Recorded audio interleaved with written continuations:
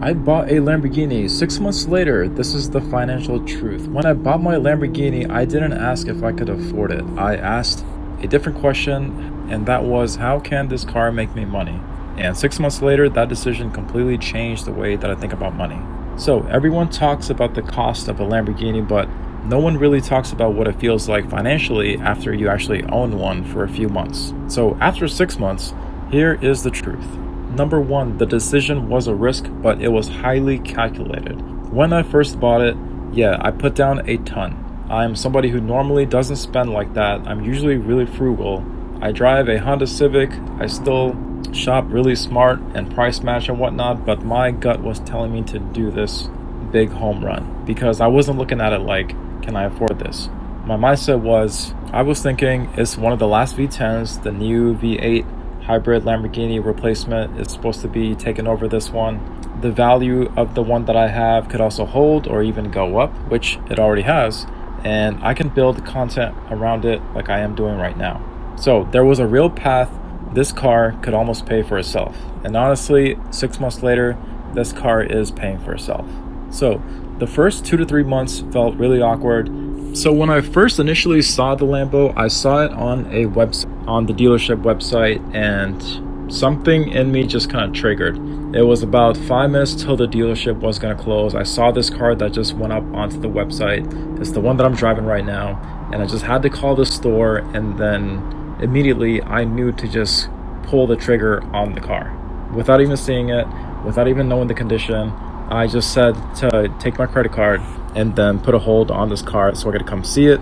And then even though I didn't see the car, I had to go for a trip to Arizona the next day, but I did put a hold on the car. I did all the paperwork over the phone, DocuSigns and whatnot, on the plane and even at my hotel whenever I was in Arizona. While I was on the trip, I was just thinking to myself, I was like, okay, I could buy this car, but how can this car make me money? What different ways is me buying this car actually going to help me financially? And then while you're doing that, then you start to think completely different. Your mindset will completely shift, and then what eventually you thought about owning the car just becomes a lot more attainable. I eventually came back from the trip, and then the next day I went to the dealership, went for a test drive, and I said, okay, take my money. I fell in love with the car. I knew that if I was going to take probably the biggest risk in my entire life, it was going to be at this moment. And I will say that anytime you yourself want to make a big move in your life, it's always going to feel really, really uncomfortable. But whenever it feels scary to jump, you always just want to jump and then see what happens. If you fail, all good, you recover, and then you jump again. But the first 2-3 months of owning the car felt extremely awkward. I did feel a little bit of pressure in all different types of ways, how people treat you, how they stare at you. It wasn't really the stress of I couldn't afford it, but it was more like pressure. It was a new financial pattern in my life that I just had to get a little bit used to, a new level of responsibility. You're just not used to having something like that tied into your life just yet. But it wasn't fear. It was just something that was really, really unfamiliar. You're not really used to putting down a shit ton of money onto a really, really expensive car. But what kind of helped me out was I immediately went back into my savings and investing mode. So after I got the car, yes, I did feel the euphoria. It was really cool. But as soon as I got the car, I went straight back to work. And then I even put on the turbos when it was about going into work. I started this channel. I immediately began to post no matter what. And then I just kind of treated the whole experience as just me trying to ride the bull. Pause. But once you get to the point where you start investing again a whole lot more, you start saving more, then you can finally take a little bit of a breath knowing that you have a cushion there. Again, seeing 200 grand go out your account in a matter of a day would definitely impact anyone, especially for the very first time. But yes, the first 2-3 months really surprised me. So number 3, getting your money back up did change a whole lot. So the next thing is that it pushes you to think bigger and move differently. So this is kind of where the real shift happens. Once you take a step, you can't think the same no more. You're not going to be the same person. You're going to be a more leveled up version of yourself. Everything in your life aside from the car is also going to start leveling up too. Maybe not physically yet, but mentally you start getting to a point of you start thinking, okay, what's the next house that I could get? What's the next car I could get? What's the next business move that I could do?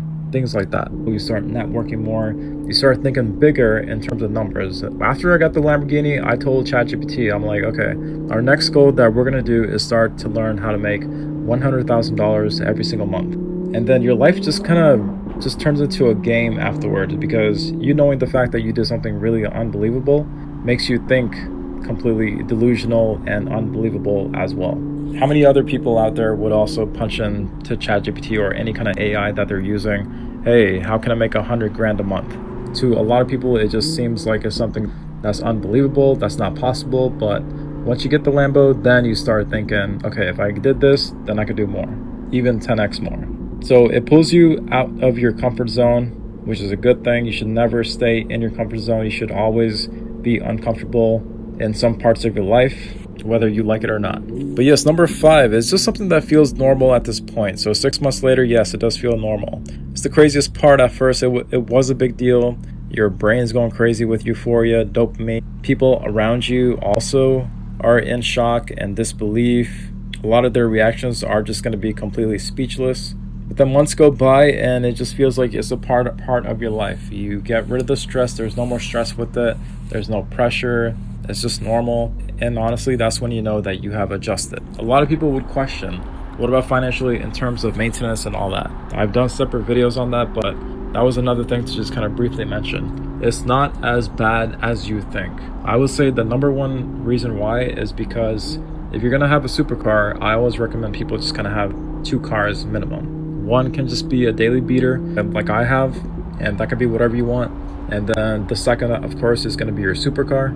But having 2 separate cars does a couple different things. Not only does it save you a ton financially in terms of maintenance and gas and all that, but you do also get your peace of mind too. A lot of times whenever you're in the Lambo, it can get very, very draining. I know me, myself, I'm an introvert.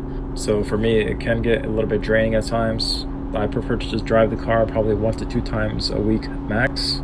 But I would say anything, if I were to drive the car more than that, then it would really just start to feel like a normal car. So I do daily my Civic 6 days a week, and then every week throughout the days, I look extremely forward to driving my supercar on a nice sunny day. You do start to check the weather a whole lot too.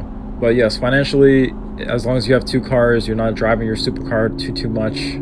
So your cost of everything, things like tires, your oil changes, your maintenance, your gas, all go to something very, very low, which makes it extremely affordable after that. So looking back, buying the Lambo wasn't just a financial decision, it was a mindset. It was more of a mindset thing. It forced me to think differently, move differently, and level up in ways that I probably wouldn't have otherwise. And that's the part that nobody really talks about. If you're thinking about doing something like this, don't ask yourself if you can afford it. Ask what it's going to turn you into.